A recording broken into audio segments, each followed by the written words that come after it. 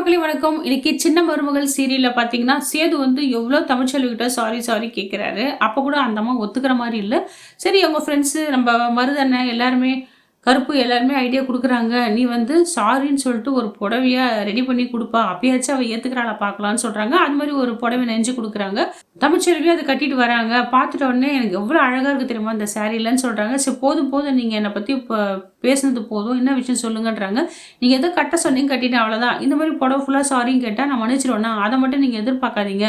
என்னைக்குமே எக்காலத்துக்கும் உன்ன நான் மன்னிக்க மாட்டேன்னு சொல்லிட்டு தமிழ்ச்செல்வி அங்கருந்து கோவமா போயிடுறாங்க.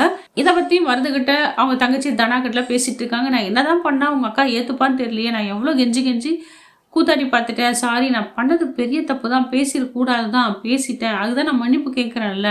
அவ ஏன் அப்படி இருக்கான்னு கேட்குறாங்க. எனக்குமே ஒண்ணுமே புரியல மாமா. அவளுக்கு வந்து புடவைனா ரொம்ப பிடிக்கும். அதனால தான் இந்த ஐடியா நாங்க குடுத்தோம். நீங்க இத குடுத்தும் இப்படி பண்ணா என்ன பண்றது தெரியலன்னு சொல்லிட்டு எல்லாம் பேசிட்டு இருக்காங்க. அந்த நேரத்துல நம்ம கருப்பு ஒரு ஐடியா சொல்றாரு. அவளுக்கு இந்த 4 ரூமுக்குள்ள தான் நீ அவள வந்து சாரி என்ன மன்னிச்சிடுன்னு சொல்ற. நீ வந்து சாரின்றது அவளுக்கு பண்ண தப்பெல்லாம் நீ ஒரு ரூம்லயா பண்ண? 4 பேர் பார்க்குற ஊர்ஜன இதில தான மத்தியில தான நீ அவள பத்தி தப்பா பேசின. ஒரு வேள வந்து நீ அந்த மாரி எல்லார் எதிர்லயும் மன்னிப்பு கேட்டா தான் ஒத்துப்பான்னு நான் நெனைக்கிறேன். இப்ப வீட்டுக்குள்ள நடந்த விஷயம் வெளிய யாருக்கும் தெரியாதுல்ல. ஆனா நீ வெளிய தானே அவள அவமானப்படுத்துன 4 பேர் எதிர்ல. அதனால தான் அவ வேதனைப்படுறா தமிழ்ச்செல்வி. அந்த புள்ள மேலயும் நம்ம தப்பு சொல்ல முடியாதுல்ல. ஏதோ ஒரு பொண்ணு தானே. எப்படி நம்ம தொடச்சுட்டு போ முடியும்? அதனால நீ என்ன பண்ற? ஊர் மத்தியில வந்து அவகிட்ட நீ மன்னிப்பு கேளு.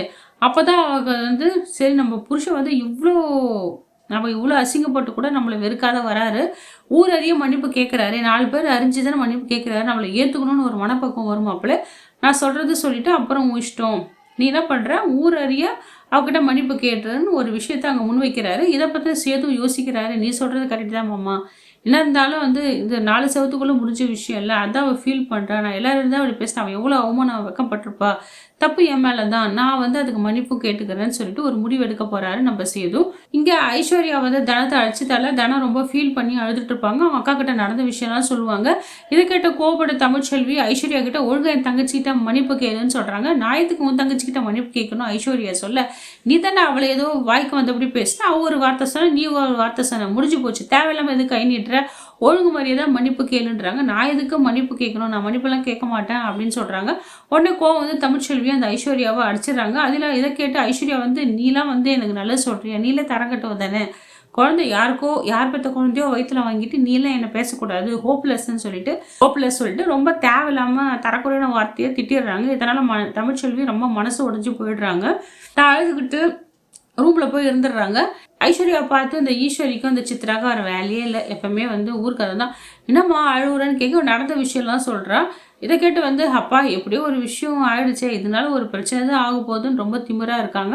அந்த நேரத்துல ஈஸ்வரிக்கு காவியம்மா ஃபோன் பண்றாங்க. என்ன சம்மந்தியம்மா மாப்பிள்ளைக்கு வந்து அடிபட்டுச்சு. எங்க வீட்டுக்கார் ரொம்ப ஃபீல் பண்றாரு. ரொம்ப கஷ்டம். எதுக்கு ஒரு வாரத்துக்கு அவரை வர வேணாம்னு சொல்லுங்க வேலைக்கு.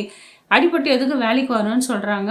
மாப்பிள்ளை வந்து ரொம்ப திருந்திட்டாரு. எங்களுக்கும் ரொம்ப சந்தோஷம். கூடிய சீக்கிரமே காவியாவும் போஸும் நல்லா வாழ்வாங்க. அந்த நம்பிக்கை எனக்கு இருக்குன்னு சொல்றாங்க. எங்களுக்கு 2 பேருக்கும் ரொம்ப சந்தோஷமா இருக்குன்னு சொல்றாங்க. இதை கேட்ட ஈஸ்வரியும் அப்பாடி இவ வாயில நல்ல வழி வந்தது. நம்ம பையன் வந்து உலகமாக நடிகன். அந்த நடிப்புலாம் இதுங்களுக்கே தெரிய போகுது. ஏமாந்துருச்சுன்னு சொல்லிட்டு மெத்தனத்துல இருக்காங்க. இந்த விஷயத்த வந்து தயவு செஞ்சு உங்க பொண்ணுகிட்டயும் நீங்க சொல்லுங்க சம்மதினோடனே காவியா கூப்பிடுறேன். காவியாவும் இதை கேட்டு ஒன்றும் பெருசா ஒன்றும் நம்பிக்கையே இல்லை. அவளுக்கு தெரியும் நம்ம புருஷன் வந்து ஏமாத்துறான்.